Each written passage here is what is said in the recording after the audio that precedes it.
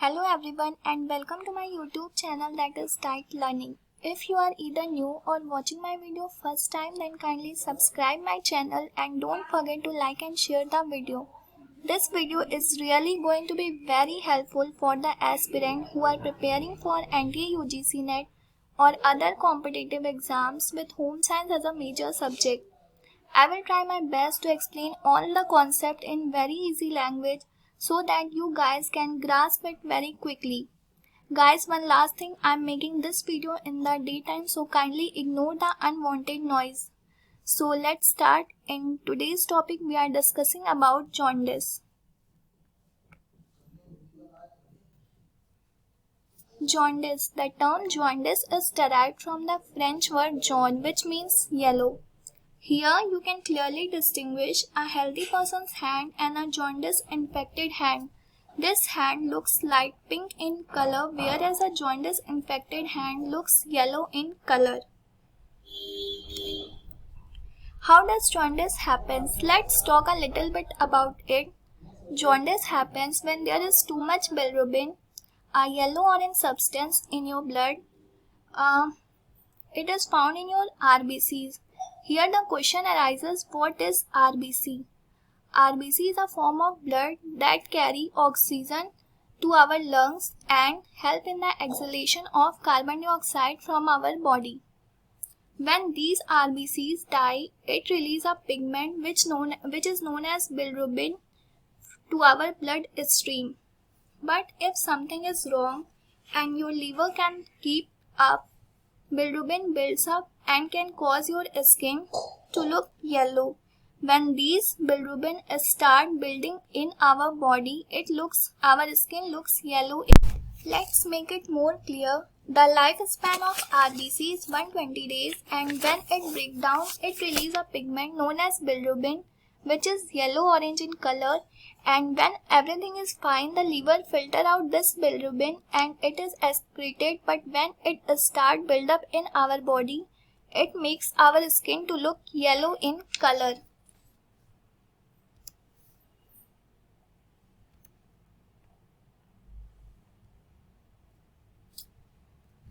So what is bilirubin? As I explained earlier, bilirubin is formed when RBCs break down. It releases a pigment which is known as bilirubin. Here are three forms of bilirubin: unconjugated bilirubin, conjugated bilirubin, and urobilinogen. Unconjugated bilirubin, bilirubin that has not been conjugated in the liver, that is insoluble form of bilirubin that cannot be excreted from our body directly. Conjugated bilirubin, bilirubin that has been conjugated in the liver, that is soluble form of bilirubin that can be excreted through urine from our body. Last is urobilinogen, byproduct of bilirubin that is eventually eliminated through the stool and urine. Urobilinogen that is can be excreted through both feces and urine.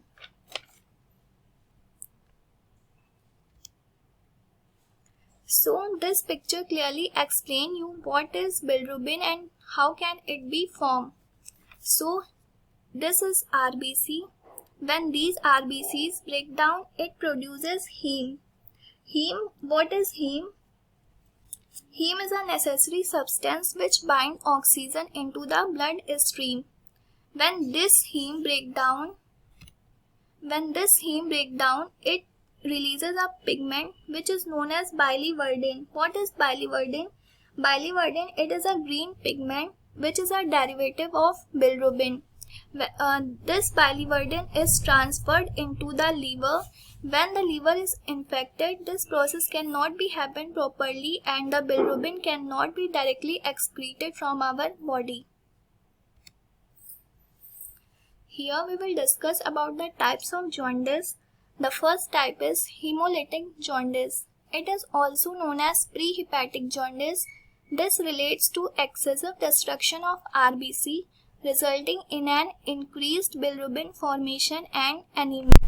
Hemolytic jaundice, which is also known as prehepatic jaundice. This form of jaundice resulting from excessive breakdown of RBC. When there is excessive destruction of RBC, it will increase the bilirubin formation and decrease the blood level in our body, which causes anemia. Second one is hepatic jaundice. Hepatic means liver. In this, there is normal production of bilirubin. The liver cannot convert fat-soluble bilirubin to water-soluble form of bilirubin. In this, there is a normal bilirubin production, but the liver is affected. That is, it cannot convert fat-soluble bilirubin to the water-soluble form. The last one is obstructive jaundice. It is referred to as post-hepatic jaundice.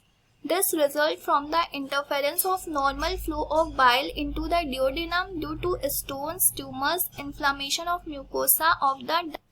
In this form of jaundice, the bile cannot normally flow to duodenum due to the formation of stones, tumors, or inflammation of mucosa duct, as it hinders the whole process.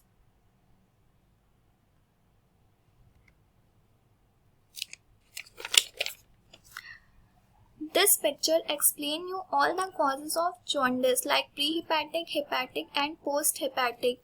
First, we will discuss about the prehepatic jaundice. Prehepatic jaundice, as I explained earlier, before bile is made in the liver.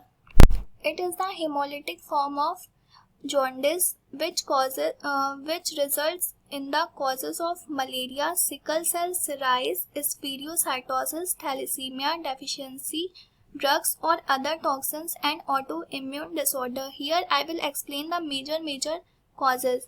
So first we will discuss about the sickle cell cirrhosis. The sickle cell cirrhosis occurs when sickle-shaped RBCs clump together and block the transportation of blood to certain organs like muscles and bones. Next, thalassemia, a blood disorder involving lower than normal amount of oxygen carrying protein, that is hemoglobin. Spherocytosis. In this, there is irregular shape of RBC. The shape of RBC changes into a sphere shaped rather than biconcave disc shaped as in normal. Deficiency G6PD, what does it mean? It means a condition causing RBCs to break down in response to certain medication, like you are taking any medicines. Its side effect, any infection in the body or in the condition of stress. The next one is hepatic jaundice. Like I will discuss you earlier that hepatic means liver. The problem arises within the liver. Hepatitis, commonly viral or alcohol related. Hepatitis means inflammation in the liver. Like this itis, when it comes in the end of any word, it means that inflammation. Cirrhosis. Cirrhosis is a chronic disease of the liver marked by degeneration of cells, inflammation and fibrous thickening of tissues.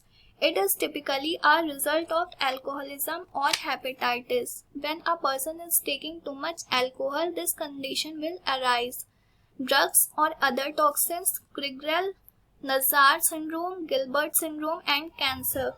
What is Crigler-Najjar syndrome? It is a rare inherited disorder affecting the metabolism of bilirubin. As I explained earlier, bilirubin is formed when the breakdown of heme takes place. It results in high level of unconjugated bilirubin, that is insoluble form of bilirubin that cannot be excreted from the body without making it in the solid. Next is Gilbert syndrome. It is also an inherited liver disorder that affects the body's ability to process bilirubin. But it is a mild condition in which the liver does not properly process bilirubin and it can be treated through some medication or proper care.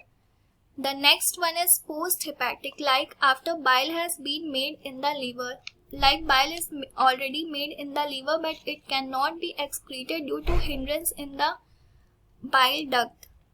As there is gallstone in the bile duct, cancer like you all know already, it is a disease in which abnormal cells divide uncontrollably and destroy the body tissues.